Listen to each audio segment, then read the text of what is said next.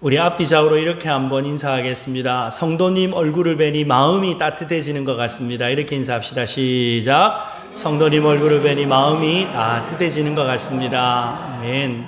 아침 저녁으로 찬바람이 부는데요, 우리 성도들이 이 세상에 따뜻함, 이 온기를 전하는 복된 성도들이 되시기를 주님의 이름으로 축복합니다. 교육학을 공부하다 보면 여러 가지 실험과 법칙들이 나오는데, 해리 할로우의 애착 실험이라고 하는 것이 있습니다. 미국의 심리학자였던 해리 할로우 교수가 실험을 했다라고 해서 붙여진 이름인데요, 이 젖을 먹는 아기 원숭이 앞에 엄마 원숭이 대신 두 개의 인형을 만들어 놓습니다. 그런데 하나는 철사로 만들어서 가슴에 우유병을 넣어놓고요, 다른 하나는 부드럽고 두꺼운 천으로 만들어서 가슴에 우유병을 넣어놨어요. 여러분, 아기 원숭이가 어느 쪽으로 가서 우유를 빨아먹었을까요? 예? 철사 있는 쪽일까요? 아니요, 당연하죠. 부드러운 천이 있는 쪽, 그쪽으로 가서 우유를 먹는다라고 하는 그 실험을 보고, 동물들도 딱딱하고 거친 것보다는 부드럽고 따뜻하고 온유한 것을 원한다라고 하는 그러한 실험의 발견들을 하게 되어졌습니다. 여러분, 비단 말 못하는 짐승만 그렇겠습니까? 인간관계도 날카롭고 딱딱하고 매정한 사람보다 부드럽고 온유한 사람을 서로 찾기 마련이지요. 여러분, 매사 정확해가지고 여러분 맺고 긋는 게 딱딱 끊어지는 사람, 여러분 어떠세요? 회사 직원으로는 좋을지 모르겠는데요, 그 사람하고 늘 같이 생활을 해야 된다 그러면 아마 숨이 막힐 거예요. 예수님의 팔복 가운데 세 번째로 주님께서 마태복음 5장 5절에 온유한 자는 복이 있나니 그들이 땅을 기업으로 받을 것입니다 라고 분명히 말씀하셨지요. 그런데 여러분, 오늘 한국 사회의 모습을 한번 보십시오. 얼마나 급합니까? 참지를 못해요. 어제도 뉴스를 보니까 경기도에서 운전을 하다가 시비가 붙었는데 30대 젊은이가 아버지 뻘 되는 60대 어르신에게 폭력을 가합니다. 그리고 그걸 자랑한다고요, 그 폭행을 하는 영상을 자기 SNS에다가 올려놨어요. 여러분, 마스크 때문에 시비가 붙어서 싸우는 건 예사고요. 여러분, 지금 우리나라의 형편을 보십시오. 이 분노가 한국 사회를 지배하고 있다라고 할 정도로 굉장히 폭력적이고 거칩니다. 여러분, 이렇게 급하고 거친 우리들을 향해서 주님께서 온유한 사람은 복이 있다, 저희가 땅을 기업으로 받는다 약속해 주셨어요. 그러면 여러분, 오늘 이 온유함이라고 하는 것이 무엇일까요? 성령의 열매 가운데 이 온유의 열매가 분명히 있다는 사실을 우리가 알고 있는데, 이 온유라고 하는 것에 대해서 우리가 좀 부정적인 이미지를 가지고 있는 것 같아요. 자, 무슨 말인가? 어느 부인이 사위를 맞이했습니다. 사람이 참 착하고 심성이 고와가지고 이 사위를 맞이했는데, 결혼시키고 나서 6개월도 되지 않아가지고 만나는 사람들마다 이 사위에 대해서 불평하고 사위 잘못 들였다고, 사위 잘못 만났다고 막 불평을 하는 거예요. 그래서 물었어요. 아니, 언제는 법 없이도 살 사람, 착한 사람이라고 해서 좋다 그러더니 뭐가 문제인가 물어보니까 이 부인이 하는 말이, 심성 좋아서 법 없이 살아서 좋다고 말도 하지 마라. 진절머리가 난다. 진절머리가 난다. 제 식구 하나 벌어 먹이지 못하는 주제에 사람만 좋아하면 뭐하냐. 차라리 성깔이 좀 있어도 맺고 끊는 거 확실하고 제 식구 제대로 먹이는 사람, 능력 있는 사람이 되어야지 그렇게 흐리멍텅해서 뭐해. 이렇게 막 불평을 털어놓더라는 거예요. 여러분, 마음씨가 좋고 온유하다, 이것을요, 여러분 그렇게 부정적인 시각으로 보는 경향들이 있는 것 같아요. 현대인들에게 있어서 이 온유함이라고 하는 것, 그렇게 썩 긍정적인 이미지가 아닙니다. 이 온유함이라고 하는 것 말 그대로 마음씨가 따뜻하고 부드러운 어떤 성품을 말하는 거 아니겠어요? 그런데 여러분, 마음씨가 부드럽다, 따뜻하다 그러면 왠지 그 사람이 강해 보입니까? 약해 보입니까? 약해 보여요. 약해 보여요. 성격이 부드러워서 남에게 싫은 말 한마디 제대로 못하는 사람, 무기력하고 우유부단해서 무슨 일을 맡겨도 안심할 수 없는 사람, 지나칠 정도로 비굴하게 굽실거리는 사람, 이런 사람들의 이미지가 온유하다라고 하는 이미지와 겹치더라는 것이죠. 여러분, 더욱이 오늘날 우리가 살아가는 사회는 소위 적자생존이라고 하는 냉엄한 원리가 그대로 적용이 되고 있잖아요. 사람들은요, 강한 자가 이긴다, 강해야 살아남는다, 그래서 여러분 줄을 서도 강한 사람에게 가서 줄을 서야 성공한다, 이렇게 생각하지 않습니까? 그런데 여러분, 주님께서 온유한 자가 복이 있나니 저희가 땅을 기업으로 받는다, 정말 여러분 그대로 믿습니까? 이 말씀대로 우리는 아멘 할 수 있습니까? 여러분, 무엇보다 먼저 성경이 말씀하고 있는 이 온유라고 하는 것이 도대체 무엇인가, 성경적인 정의를 바로 내릴 수 있어야 된다는 거죠. 여러분, 성경이 말씀하고 있는 온유는 무엇입니까? 첫 번째로 온유는 하나님의 은혜로 변화되어지고 통제되어지는 성품을 의미하는 것입니다. 여러분, 성경에서 말씀하고 있는 온유는요, 절대로 연약하거나 무기력한 그런 뜻이 아니에요. 줏대 없고 우유부단하고 패기가 없다, 그런 뜻이 결코 아닙니다. 이 온유라고 하는 헬라어 단어는 프라우스라고 하는 말을 써요. 프라우스. 그런데 여러분, 이 프라우스라고 하는 말은 중동 지방에서 야생마를 길들일 때 입에 재갈을 물린다라고 하는 말에서 나왔어요. 여러분, 아무리 날뛰는 말이라 할지라도 입에 재갈을 물리면요, 줄 하나 가지고 컨트롤 할 수 있잖아요. 입에 재갈을 물려놓으니까 지 성질대로 못하는 거예요. 그래서 온유라고 하는 것은 어떤 힘이 조절되어지는 상태를 의미하는 거예요. 그리스 사회에서 이 프라우스라고 하는 단어가 여러 경우에 쓰여집니다. 대표적으로 의사가 약을 써서 환자의 열을 내렸을 때, 여러분, 환자가 막 감기나 이런 거 걸려갖고 열이 펄펄 끓는데 약을 써서 열을 내렸을 때 이 프라우스라고 하는 단어를 써요. 사나운 짐승을 훈련시키는 과정에서도 이 프라우스라고 하는 단어를 씁니다. 말이나 사자, 맹수를 훈련시킬 때 잘 길들여지면, 그래서 조련사의 명령대로 잘 다루기가 쉬워지면 이 프라우스 되었다라고 하는 단어를 쓰는 거예요.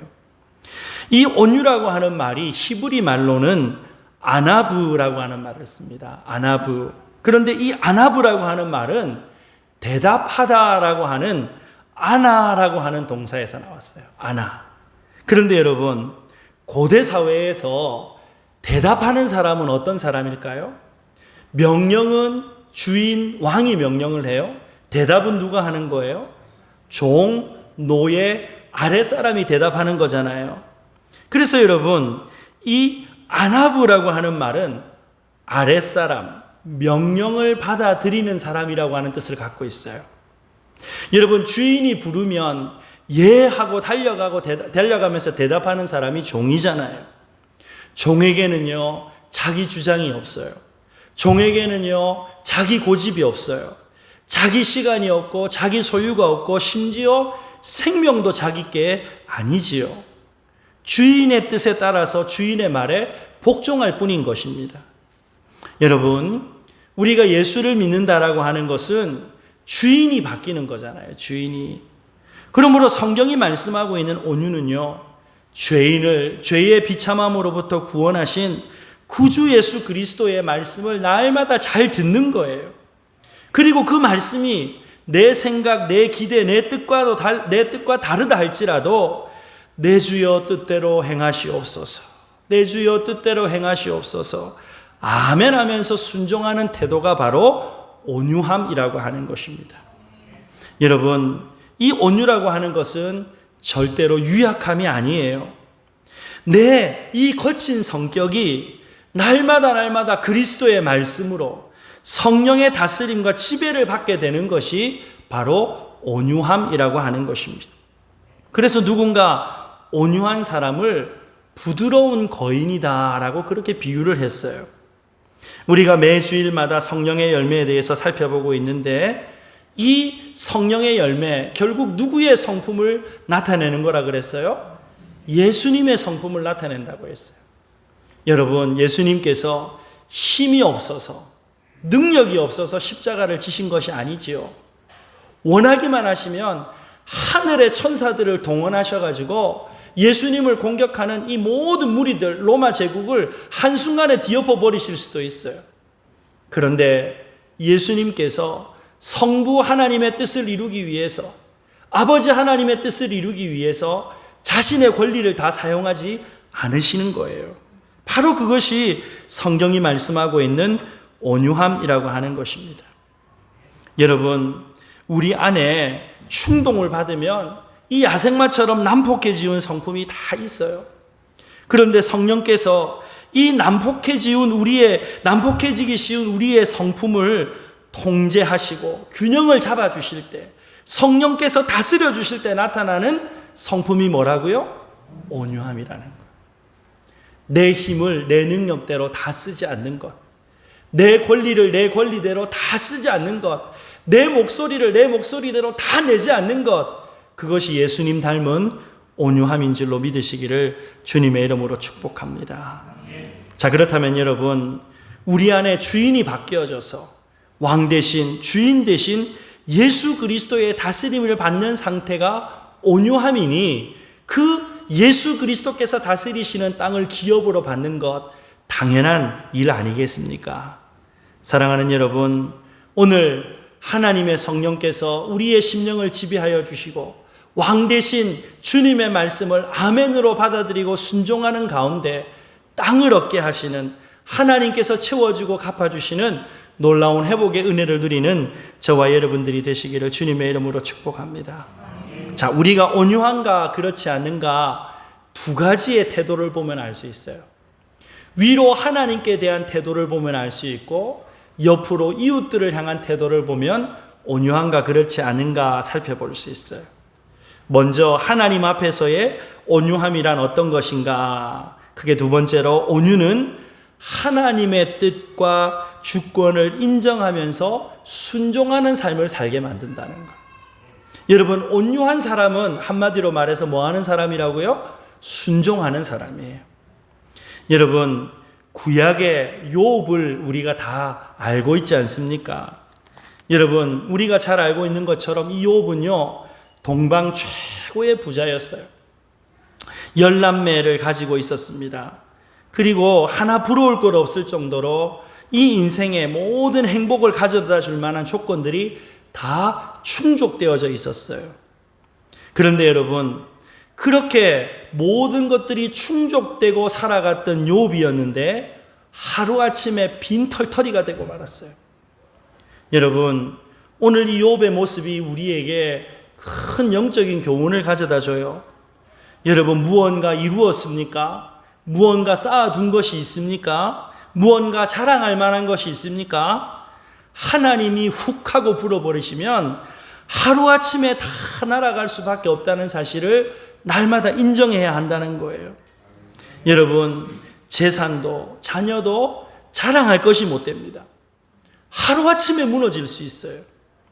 욥이 바로 그런 경험을 했다는 것이지요. 다 없어져 버렸어요. 육신까지도 여러분 병이 듭니다. 온몸이 가려워서 견딜 수가 없어요. 기와조각으로 온몸에 피가 흐르도록 긁어야 하는 너무나도 안타까운 불쌍한 상태가 되어졌어요. 그런데 여러분, 그런 상황과 형편을 만났을 때 이 욥이 하나님 앞에 어떻게 처신했습니까? 하나님 앞에 처신하는 이 욥의 모습이 온유한 사람의 모습이라고 할 수 있어요. 여러분, 욥기 1장 20절 말씀 이하에 보니까요, 일어나서 겉옷을 찢습니다. 머리털을 밉니다. 그리고 땅에 엎드려 하나님께 경배했다라고 말씀을 해요. 여러분, 알거지가 된 다음에도 일어나서 겉옷을 찢고 머리털을 믿고 그 다음에 땅에 엎드려 하나님 앞에 경배했다. 하나님의 주권을 인정하는 태도지요. 그리고 하나님을 향하여서 충분히 항의할 수 있는 상황임에도 불구하고 하나님 앞에 고개를 들지 않는 것, 오히려 범죄한 자처럼 회개하며 하나님 앞에 옷을 찢는 태도, 바로 그것이 온유한 자의 모습인 줄로 믿으시기를 바랍니다. 여러분, 행동이 있으면요, 말도 따라가는 거예요. 욥이 뭐라고 고백합니까? 욥기 1장 22절, 내가 모태에서 벌거벗고 나와 싸운즉 또한 벌거벗은 채로 모태로 돌아가는 것은 당연하다라고 고백을 합니다. 그러면서 여러분, 유명한 욥의 신앙 고백이 있어요. 주신 이도 여호와시요 거두시는 이도 여호와시오니 여호와의 이름이 찬송을 받으실지니이다. 여러분, 온유한 사람은요, 인생의 주인이 바뀐 사람이에요. 내 것이라고 주장하지 않아요. 하나님이 주신 거라는 거예요. 내 생명까지도 내 것이 아니라는 거죠. 그러니 주인이 가지고 가신다는데 무슨 말을 할 수 있겠습니까? 오직 여호와의 이름이 찬송을 받기를 원합니다. 바로 온유한 자의 모습인 줄로 믿으시기를 바랍니다. 그런데 여러분, 이처럼 온유한 욥에게 하나님께서 땅을 기업으로 정말 주셨나요? 땅을 기업으로 주셨어요. 우리는 이 욥이 모든 시험을 통과하고 나서의 결론을 알고 있잖아요. 땅을 얻습니다. 잃은 것보다 몇 배로 하나님께서 보상해 주십니다. 사랑하는 여러분, 하나님 앞에 욥이 이와 같은 회복의 은혜를 경험할 수 있었던 것, 욥이 하나님 앞에 온유한 자가 되어졌기 때문인 줄로 믿으시기를 주님의 이름으로 축복합니다. 사랑하는 여러분, 오늘 우리가 당한 현실이 이 욥과 같이 기가 막힌 상황에 빠져 있을 수 있습니다. 아무리 생각을 해도 이해가 되지 않는 불행이 우리 인생 가운데 찾아왔을 수도 있어요. 그래서 이 고통과 어려움의 문제를 가슴에 안고 씨름하는 분들이 있을 수 있어요. 그래서 여러분, 기도할 힘마저 사라지고 하나님 앞에 뭐라고 항변할 수 없는 그 상황 가운데서 여러분, 하나님의 성실하신 약속을 의지하고 기다릴 수 있는 인내하는 저와 여러분들이 되시기를 바랍니다. 시편 30편 5절 말씀에 보니까요, 그의 노염은 잠깐이요 그의 은총은 평생이로다. 저녁에 울음이 깃들일지라도 아침에는 무엇이 오리로다? 기쁨이 오리로다. 여러분, 우리 인생에 울음이 찾아왔다고 해서 평생 끝까지 울지 않는다는 거예요. 하나님께서 우리의 인생 가운데 역사하셔서 합력하여 선을 이루심으로 울음이 변하여 기쁨이 되어지는 회복의 역사를 허락해 주실 줄로 믿으시기를 바랍니다. 그래서 여러분, 합력하여 선을 이루시는 주님의 놀라운 은혜의 섭리를 믿기 때문에 내 뜻대로 마옵시고 아버지의 뜻대로 하옵소서, 예수님처럼 기도할 수 있는 온유한 저와 여러분들이 되시기를 바랍니다. 성경에 또 한 사람 온유한 사람이 있어요. 여러분, 민수기 12장 3절 말씀에 보면 이 사람 모세는 온유함이 지면의 모든 사람보다 더했다라고 하는 말씀이 나와요. 여러분, 모세가 이 세상의 모든 사람들 가운데 가장 온유하다라고 말씀을 해요. 그런데 여러분, 모세의 인생의 이 모든 면면을 살펴보면 모세가 정말 온유한 사람일까요? 여러분, 모세의 천성은요, 온유한 사람이 되지 못해요. 애굽의 왕자로 있을 때 자기 동족이 애굽 사람에게 핍박당하는 모습을 봅니다. 순간 이 욱하는 마음, 자기의 열심을 참지 못해서 애굽의 군사를 쳐 죽였던 아주 거친 사람이 이 모세였어요. 미디안 광야에서 40년을 숨어 지냅니다. 80세가 된 어느 날 시내산에서 하나님을 만나는데 하나님께서 모세에게 네가 선 곳은 거룩한 땅이니 너의 발에서 무엇을 벗으라고 말씀합니까? 신을 벗으라라고 말씀을 해요. 여러분, 왜 하필이면 신을 벗으라라고 말씀할까요? 모세 당시에 종들은 신을 신지를 못했어요. 이 시내산에서 여호와 하나님께서 모세를 만나 주시면서 모세의 신분을 변화시켜 주십니다. 어떻게 변화시킵니까? 주인이 바뀌는 것으로 모세의 신분을 바꿔주시는 거예요. 하나님은 모세가 종이 되기를 원하셨어요. 더 이상 자기 스스로 주인 되어져서 자기 마음대로 살 수 없다는 거예요. 주인 없는 거친 야생마처럼 네 마음대로 날뛰어서는 안 된다는 거예요. 이제부터 하나님의 종으로서 하나님의 뜻을 분별하고 순종하면서 하나님을 주인으로 모시는 인생을 살아야 한다라고 모세에게 말씀하신 줄로 믿으시기를 바랍니다. 여러분, 이후에 주인이 바뀌고 나니까 하나님께서 모세를 들어 사용하십니다. 400년 이상 애굽에 종살이하던 이스라엘 백성들을 출애굽하는데 이 모세를 위대한 인도자로 하나님께서 들어 사용하여 주셨던 것 아니겠습니까? 사랑하는 여러분, 하나님 앞에 항복되어진 자, 우리 인생의 주인이 주 예수 그리스도로 정말 변화되어진 인생만이 하나님의 손에 붙들림 받아 사용되어지는 복된 인생이 될 줄로 믿으시기를 바랍니다. 그런데 여러분, 이 모세의 마음 가운데 욱하는 것이요 쉽게 바뀌질 않아요. 사라지지를 않아요. 하나님께서 모세를 시내 산으로 부르십니다. 두 돌판에 10계명을 적어주셨어요. 모세가 이 하나님의 율법 말씀을 받았으니 얼마나 기뻤겠어요. 두 돌판을 들고 백성들이 있는 곳으로 내려가는데 백성들이 뭐하고 있어요? 황금 송아지 만들어 놓고 그 앞에 절하고는 이것이 우리를 애굽에서부터 인도해낸 여호와라고 하면서 먹고 마시고 춤추고 광란의 축제를 벌이고 있잖아요. 여러분, 그때 모세가 분노합니다.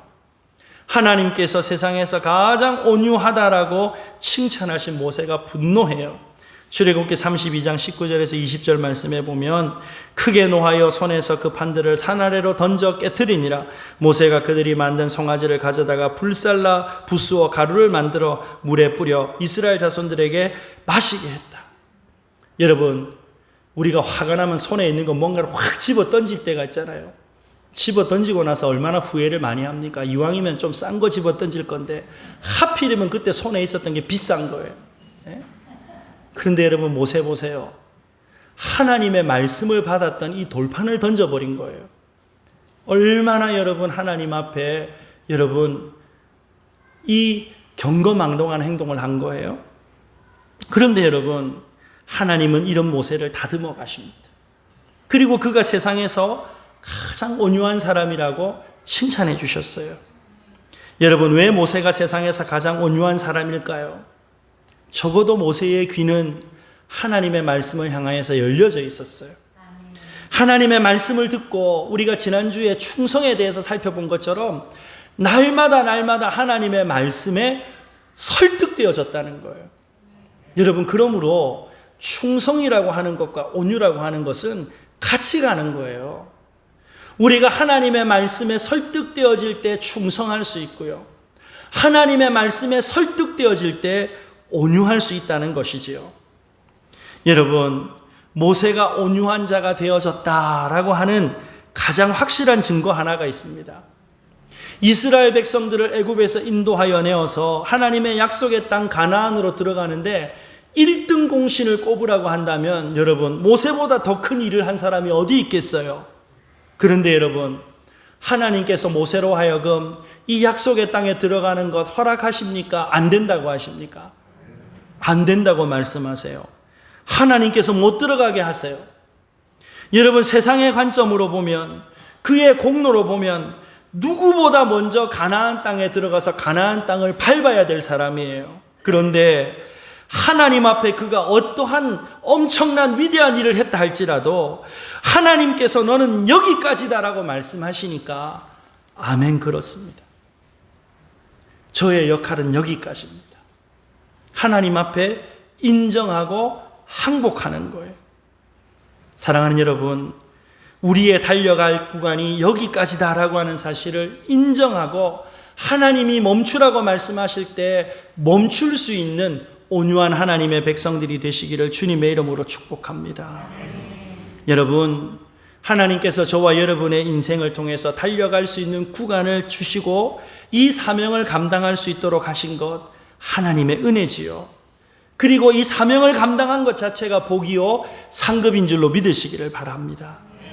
여러분, 모세는요, 자신이 광야에서 어떤 수고를 했고 어떤 일을 감당했는가 하나님 앞에 일일이 열거하면서 가나안 땅에 들어가게 해달라고 하나님 앞에 땡깡 피우지 않았어요. 다만 순종했어요. 왜 그럴까요? 하나님의 말씀에 설득당했기 때문이에요. 하나님께 항복했기 때문이에요. 하나님의 성령의 통제함을 받고 하나님의 성령에 길들여졌기 때문에 자신의 본성이 드러나지를 않는 것이지요. 그런데 여러분, 가나안 땅에 들어가지 못한 모세를 그 어느 누구도 실패한 인생이라고 말하지 않습니다. 오히려 오고 오는 모든 세대에서 믿음의 사람으로 존경받는 이름이 모세의 이름 된 것 아니겠어요? 여러분, 더군다나 모세는요, 그의 묘지가 어디인지를 몰라요. 하나님께서 이 모세의 묘지마저도 숨겨버리셨어요.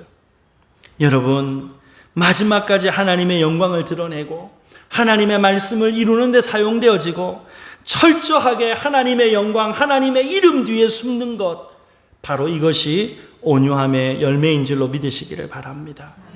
저와 여러분들의 평생에 하나님께 사용되어지고 하나님의 영광만을 드러내는 온유한 주의 백성들이 다 되시기를 예수님의 이름으로 축복합니다. 자, 그런가 하면 위로 하나님을 향한 온유는 옆으로 사람들을 향해서, 이웃들을 향해서 나타나게 되어져 있어요. 여러분, 사람들을 향한, 이웃들을 대하는 태도를 보면 그 사람의 삶 가운데 온유함의 열매가 있는지 확인할 수가 있는데, 여러분, 몇 가지 구체적으로 온유한 하나님의 백성은 어떠한 삶의 열매를 맺는가 몇 가지로 말씀을 드리겠습니다. 하나님의 은혜의 다스림을 받는 온유한 성도는요, 무엇보다 첫 번째로 나에게 상처를 주는 사람을 향해서 공격적이지 않고 부드럽게 반응을 한다는 거예요. 여러분, 사람들은 오랜 시간에 훈련과 자기 수양을 통해서 자기의 감정을 통제할 수 있고 다스릴 수 있다고 생각을 해요. 그리고 어느 정도 성공하는 사람도 있어요. 그런데 여러분, 예수님께서 말씀하신 이 온유는 사람들이 자기 힘과 능력 가지고 자기 감정을 적절하게 조절하는 그러한 온유가 아니라는 것입니다. 우리 안에 계시는 성령께서 충만하게 역사하셔서 철저하게 나를 다스려 주실 때 나타나는 열매가 온유인 줄로 믿으시기를 바랍니다. 여러분, 온유라고 하는 것은요, 하나님께서 무언가를 이루어 주실 것이다라고 하는 사실을 믿고 신뢰할 때 우리 가운데 열매 맺을 수 있는 성품이에요. 그러므로 여러분, 시시한 일에 생명을 걸지 말기를 주님의 이름으로 축복합니다. 쓸데없는 논쟁에 여러분 목숨 걸지 마십시오. 여러분, 하루 동안 우리의 마음을, 감정을 건드리고 우리를 화나게 한 일들을 한번 생각해 보세요. 여러분, 우주 평화가 달려있고 남북 문제가 달려있고 세계 평화가 달려있던가요? 그렇지 않아요. 아주 사소한 일들이에요. 그런데 여러분, 이긴다고 해도 별로 남는 것이 없는 것, 우리의 자존심이 달려있는 그러한 여러분 싸움의 문제 아니겠습니까? 여러분, 이기는 것보다 관계에 화평을 이루어갈 수 있는 복된 사람들이 되시기를 바랍니다. 여러분, 그게 온유함의 열매라는 것이죠. 여러분, 요즘에 세상이 거칠어지다 보니까요, 우리도 모르는 사이에 우리의 성품도 막 거칠어지는 것 같아요. 예, 작은 일에도 쉽게 짜증을 내고 화가 나는 것 같아요. 그런데 여러분, 고난의 시대를 살아갔던 여러 믿음의 사람들 가운데 가장 극심한 고난한 시대를 살았던 대표적인 사람이 베드로 사도예요.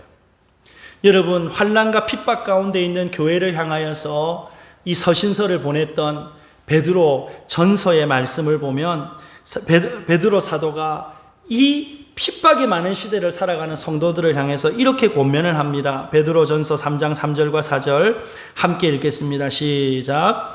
너희의 단장은 머리를 꾸미고 금을 차고 아름다운 옷을 입는 외모로 하지 말고 오직 마음에 숨은 사람을 온유하고 안정한 심령에 썩지 아니할 것으로 하라. 이는 하나님 앞에 값진 것이니라. 여러분, 요즘에 보니까요, 외양을 꾸미는 일에 얼마나 사람들이 투자를 많이 하는지 몰라요. 예. 그런데 여러분, 베드로 사도가 이 마지막 때를 살아가는 하나님의 백성 성도들에게 너희의 단장, 머리 꾸미고 금 차고 아름다운 옷 입는 외모 취향하는 것으로 하지 마라. 우리의 속사람이 아름다워져야 된다라고 말씀을 하면서 우리의 속사람이 하나님 앞에 단정할 수 있는, 우리의 속사람이 하나님 앞에 아름다운 그 태도의 핵심이 뭐냐? 온유함이다라고 말씀을 해요. 온유함이라. 여러분, 우리 인생에 있어서 가장 무서운 습관이요, 마음의 습관이에요. 마음의 습관.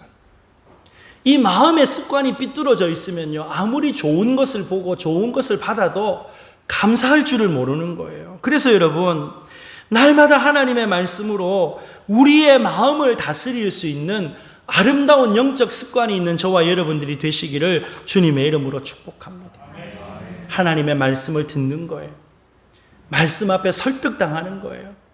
지금 현실의 상황은 너무 아득하고 내일이 보이지 않지만, 그래서 쉽게 분노가 일어날 수밖에 없는 상황이지만, 약속에 신실하신 하나님의 약속을 믿고 우리의 마음 가운데 일어나는 분노들을 하나님께서 통제해 주시는 귀한 은혜를 누리는 저와 여러분들 되시기를 바랍니다. 그런가 하면 하나님의 은혜의 다스림을 받는 온유한 성도는요, 나를 실망시키는 사람을 향해서도 이해하는 마음으로 다가선다는 것. 여러분, 인도 격언에 그 사람의 신발을 신어보기 전에는 그 사람의 걸음걸이를 비판하지 말라라고 하는 말이 있어요. 그 사람의 신발을 신어보기 전에는 그 사람의 걸음걸이를 판단하지 마라. 무슨 말입니까? 그 사람 입장에 서보고 나서야, 이 사람이 이런 상황과 형편 때문에 이럴 수밖에 없었구나 이해하게 된다는 거예요. 여러분, 온유함이라고 하는 것은 누군가를 이해해 주는 마음 아니겠습니까? 서양 속담에요, 이해와 은혜는 사촌지간이다 라고 하는 말이 있대요. 이해와 은혜는 사촌지간이다. 여러분, 달걀을 깨는 두 가지 방법이 있어요. 달걀을 깨는 두 가지 방법. 어떻게 깰까요? 여러분, 아침에 계란 후라이 할 때 여러분 싱크대 모서리 같은데 탁 이렇게 달걀 껍질에 충격을 줘가지고 깨는 방법이 있어요. 그죠? 또 하나 방법은 어떤 방법이 있을까요? 따뜻한 온도와 사랑으로 부화시켜서 안에서부터 뿅아리가 스스로 깨고 나오게 하는 방법이 있어요. 그런데 여러분, 외부에서부터 충격을 주면요, 생명을 죽여요, 살려요? 죽여요. 그런데 따뜻함으로, 이해함으로 품어주면 생명의 열매를 맺게 될 줄로 믿으시기를 바랍니다. 여러분, 오늘날 우리가 살아가는 이 시대가 얼마나 서로 날카롭게 대립되어져 있고 비판하고 비난하는 시대를 살아가고 있잖아요.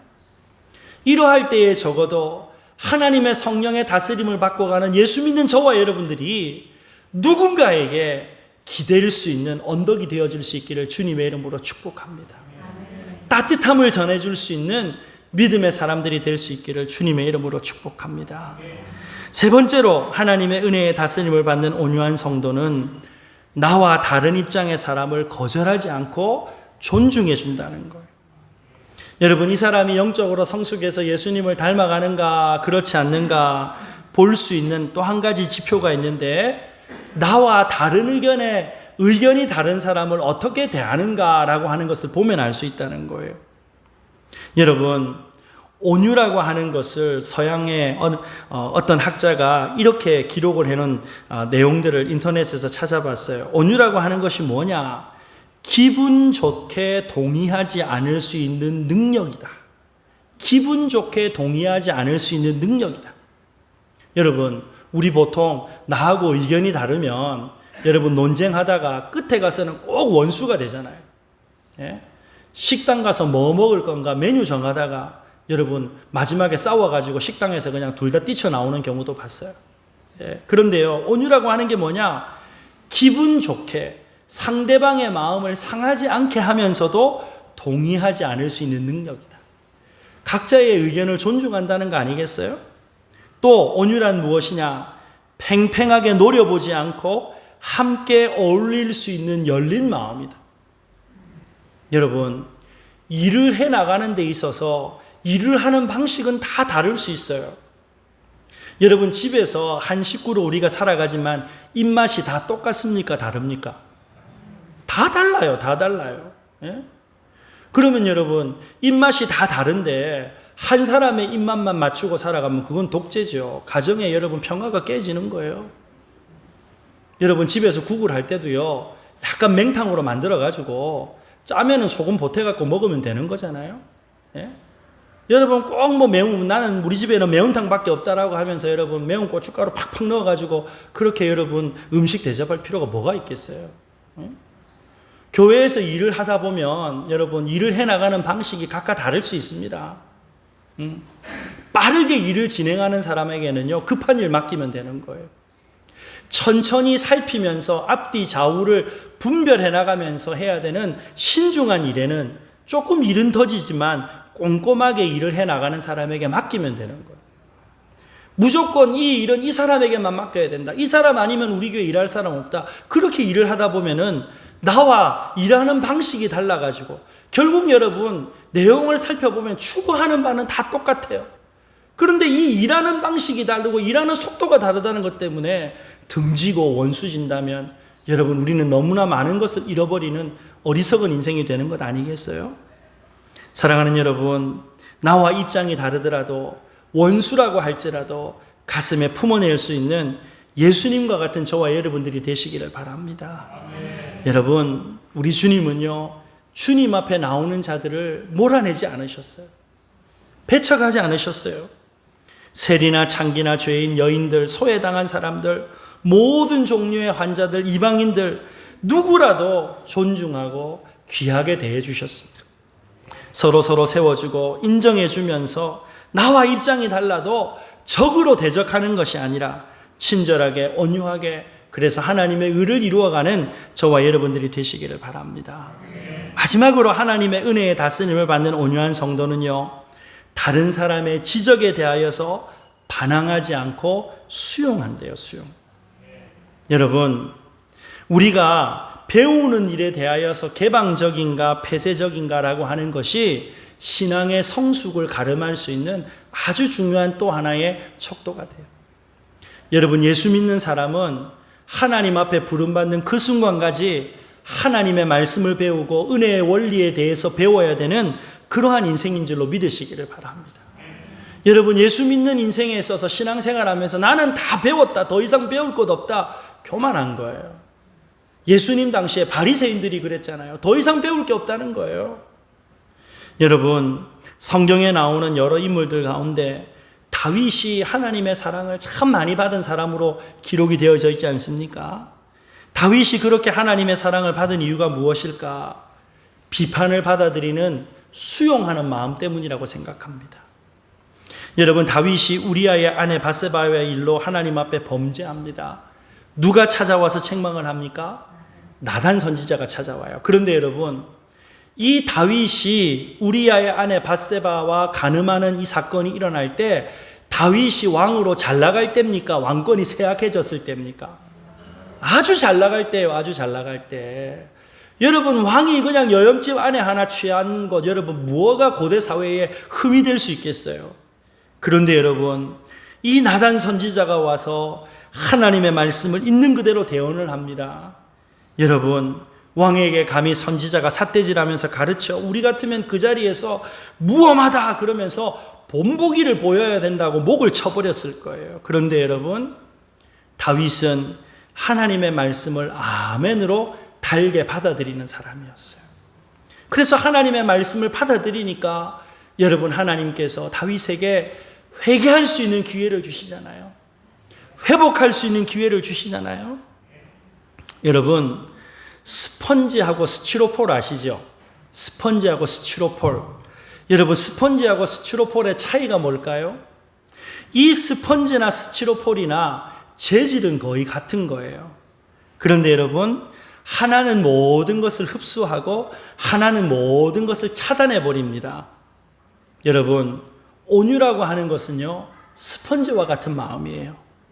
여러분, 스티로폴은 아무것도 받아들이지 않고 거부만 해요. 그러나 스펀지는 모든 것들을 다 받아들이고 수용해요. 여러분, 무엇보다도 하나님의 말씀을 받아들이는 저와 여러분의 심령의 태도가 온유할 수 있기를 주님의 이름으로 축복합니다.